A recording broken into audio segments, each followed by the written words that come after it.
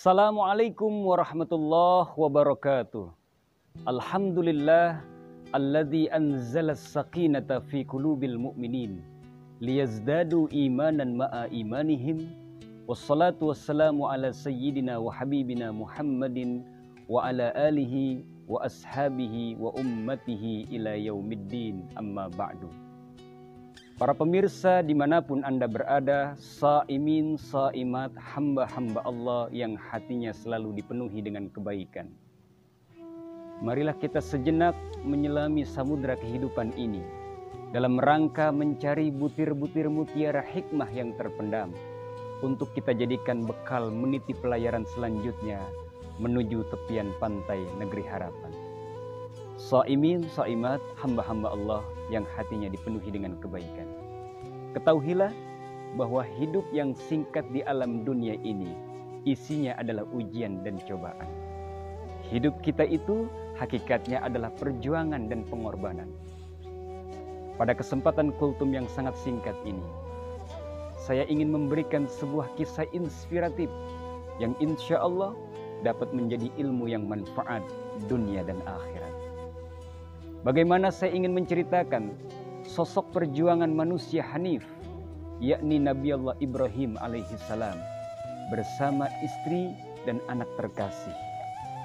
Kehidupan rumah tangga Nabi Allah Ibrahim diliputi dengan kebahagiaan, tapi juga di sisi lain keluarga ini diberikan ujian dan cobaan yang begitu mantap. Ujian yang satu belum selesai, namun ujian kedua sudah siap datang menghadang dan menanti.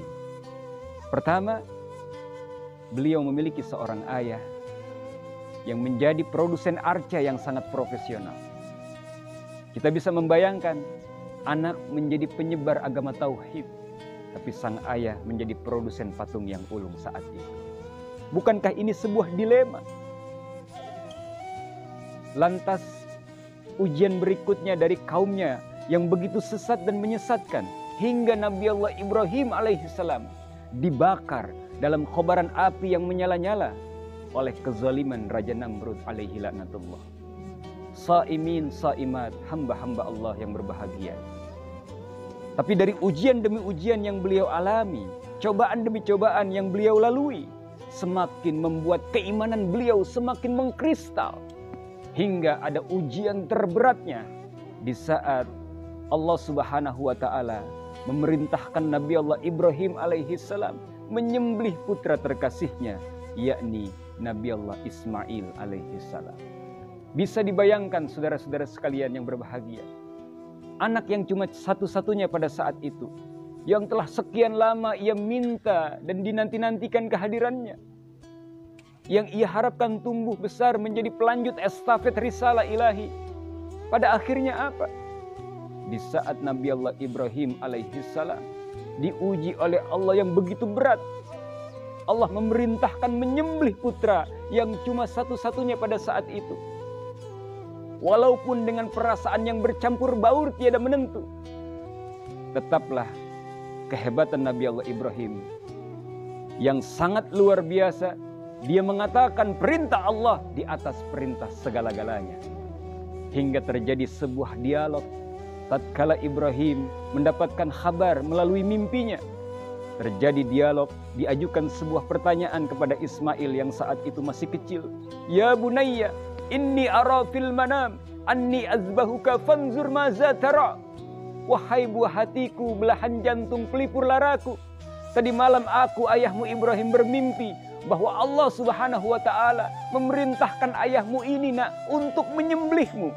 Bagaimana pendapatmu, wahai putraku? Ismail alaihissalam dengan jawaban yang begitu mantap dan lugas yang tidak bisa dibayangkan oleh Ibrahim, dia menjawab, ya abatif al ma tu'maru satajiduni insyaallahu minas sabirin. Duhai ayahku, jika memang benar itu perintah dari Allah Subhanahu wa ta'ala, laksanakan segera. Niscaya kita tergolong hamba-hambanya yang sabar. Pemirsa dimanapun Anda berada, saimin, saimat, hamba-hamba Allah yang dimuliakan. Kemudian ujian berikutnya di saat Ibrahim meninggalkan istrinya di satu tempat yang tidak berpenghuni, tempat yang kering kerontang, tandus tidak berair. Tempat itu yang saat ini kita kenal dengan nama Makkah Al-Mukarramah. Ketika Ismail yang masih bayi bersama Ibunda Hajar, tatkala dia menangis sejadi-jadinya, apa yang dilakukan Hajar pada saat itu? Dia menengok kanan dan kiri, ternyata tidak ada kafilah yang melintas karena memang tempat itu begitu sepi, lembah yang tidak berpenghuni. Akhirnya yang dilakukan oleh Ibunda Hajar saat itu, dia berlari antara satu bukit dengan bukit lainnya. Safa, Marwa, tidak hanya sesekali, tapi 7 kali beliau lalui. Walaupun badannya tergopoh-gopoh yang luar biasa, berpayah-payah, bersusah-susah mencari seteguk air untuk anaknya. Hingga buah kesabaran, doa yang selalu beliau minta kepada Allah Subhanahu wa Ta'ala melalui hentakan kaki mungil Nabi Allah Ismail alaihi salam, maka keluarlah mata air Zam-Zam yang sampai saat ini bisa kita rasakan.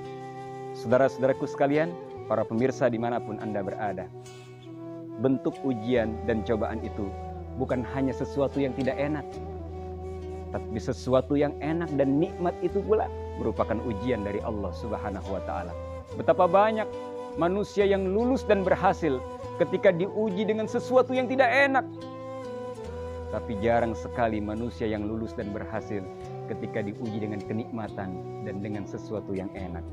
Oleh karena itu, sikapi ujian tersebut dengan penuh kesabaran dan selalu berdoa, minta dari Allah Subhanahu wa Ta'ala agar setiap masalah kehidupan kita, kepenatan pikiran kita, kesumpakan hati kita, minta kepada Allah agar diberikan solusi yang terbaik dari Allah Subhanahu wa Ta'ala. Demikianlah kultum yang sangat singkat.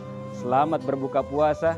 Mudah-mudahan ibadah puasa kita hari ini dan esok seterusnya diterima oleh Allah Subhanahu wa Ta'ala, sehingga kita lulus dari madrasah Ramadan ini menjadi finalis-finalis Allah yang berhak menyandang title sebagai orang-orang yang bertakwa di hadapannya. Terima kasih pemirsa, mohon maaf lahir dan batin. Wassalamualaikum warahmatullahi wabarakatuh.